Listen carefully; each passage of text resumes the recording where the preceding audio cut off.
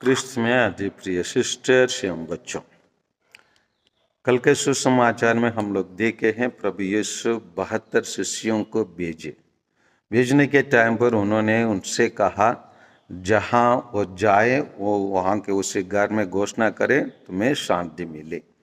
अगर उन लोग स्वागत नहीं करते हो उन लोगों को उस नगर से बाहर निकाल के क्या करने के लिए बताए, अपने पैरों से धूल को भी चाट के आ जाए। तो यहाँ अभी शिष्य लोग आके प्रभु यीशु को जो हुआ, जो कौन स्वागत किए कौन स्वागत नहीं किए, इन बातों को रखे होंगे। इसीलिए प्रभु यीशु अभी 3 शहरों को धिक्कार करते हैं। कौन से शहरों को? होराइजन, बेथसाइदा और कफरनहूम। और कफरनहूम विशेषकर एक शहर था जिसको प्रभु यीशु अपने मिशनरी कार्य के लिए अपने केंद्र के रूप में चुना है। बाइबल में देखेंगे तो प्रभु यीशु अपने परिवार से अभी अलग होते हैं, अपने शिष्यों को बुलाते हैं, गलीलिया के पास रहने वाले कफरनहूम नाम के शहर को अपने केंद्र बनाते हैं। केंद्र बनाकर वहीं से वो अपना मिशनरी कार्य को शुरू करते हैं और करते आ रहे हैं। इसीलिए उनके बीच में बहुत सारा अच्छे कार्य किया गया है और चमत्कार किया गया है। इसीलिए प्रभु यीशु बताते हैं तो कि न्याय के दिन तुम्हारा दशा की अपेक्षा तिरुस और सिदोन की दशा कहीं अधिक सैन्य होंगी और तू कफरनहूम क्या तू स्वर्ग तक ऊंचा उठाए जाएंगे बोल के प्रभु यीशु कहते हैं। क्योंकि वहाँ इतने सारे कार्य किया गया है, करने के बावजूद उन लोग पश्चाताप नहीं किए और प्रभु यीशु के सुसमाचार में विश्वास करने में उन लोग असमर्थ रहे। तो इसलिए प्रभु यीशु बहुत क्रोधित होके उनको ये बताते हैं, जो तुम्हारी सुनता है वो मेरा सुनता है और जो तुम्हारा तिरस्कार करता है वो मेरा तिरस्कार करता है। जो मेरा तिरस्कार करता है वो उसका तिरस्कार करता है जिसने मुझे भेजा। अभी किसको तिरस्कार हुआ? वास्तव में अल्टीमेटली आखिरी में किसको उन लोग तिरस्कार किए? पिता ईश्वर को उन लोग तिरस्कार किए। वैसे मतलब एक प्रकार उन लोग नास्तिक के रूप बन गए, नास्तिक के रूप बन गए। और इसीलिए वो लोग प्रभु यीशु शिष्यों को भेजा, शिष्यों को तिरस्कार किया। शिष्यों को तिरस्कार करने के कारण उन लोग प्रभु यीशु को तिरस्कार किए। प्रभु यीशु को तिरस्कार करने के कारण उन लोग जिसको प्रभु यीशु ने इस दुनिया में भेजा है वो पिता ईश्वर, उसको तिरस्कार करते हैं। इसका मतलब पूर्ण रूप से उन लोग ईश्वर का विरोध हो गए।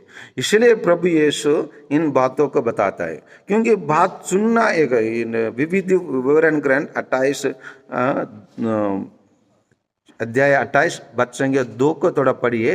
क्योंकि बातों को सुनने से उन लोगों के लिए क्या क्या आशीष मिल सकता है, क्या क्या वरदान उनके बीच में हो सकता है, उसको पुराना विधान में अच्छे से उनके लिए बताया गया है। 28 पुराना विधान पहला 5 किताब में है, विधि विवरण ग्रंथ, बुक ऑफ ड्यूट्रोनॉमी, वर्स 2।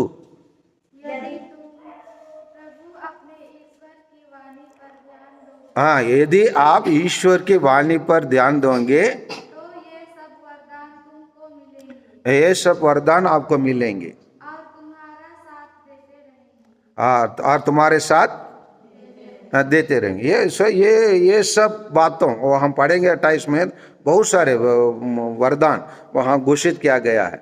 वहाँ से आप तुम पढ़ेंगे तो 16 तक पढ़ेंगे तो पूरा क्या क्या चीज आपको मिलेंगे। एक एक बातों को सुनने के कारण क्या वरदान मिलेंगे और उन लोग कैसे जिस देश में उन लोग फंसे हैं, लोग उनको देखकर आश्चर्यचकित होंगे और कहने लगेंगे आपके बीच में ही ईश्वर है।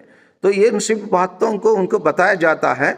और इसीलिए तो वही विधि विवरण ग्रंथ का अध्याय 6:4 को थोड़ा बढ़िए, वहीं पर भी ईश्वर की वाणी को कैसे सुनना है और उसी सुनने के लिए एक शब्द हिब्रू भाषा से एक वो शब्द प्रयोग किया जाता है, शमा इस्राएल, शमा इस्राएल मतलब सुनो इस्राएल, पढ़ो 6:4 को।